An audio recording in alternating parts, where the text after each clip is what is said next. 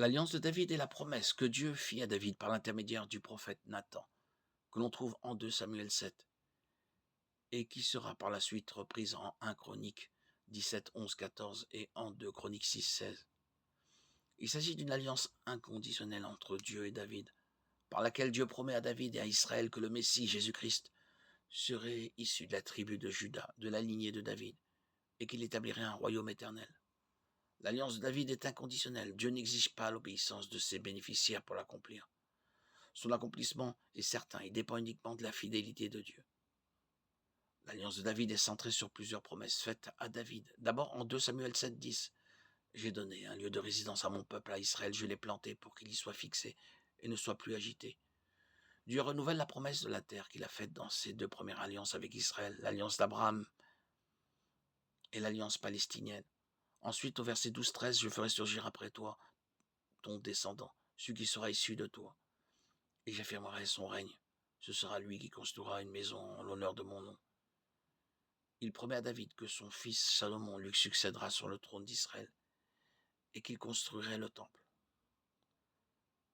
Ensuite, la promesse se poursuit et s'élargit. J'affermirai pour toujours le trône de son royaume, de Samuel 7, 13. Et ta maison et ton règne seront assurés pour toujours. Après toi, ton trône sera affermi pour toujours. Ce qui a commencé comme la promesse faite à David que son fils Salomon serait béni et construirait le temple se transforme en une promesse différente d'un royaume éternel. Un autre fils de David régnera pour toujours, et sa maison subsistera éternellement. Il s'agit ici d'une référence au Messie Jésus-Christ que Matthieu 21, 9 appelle le fils de David.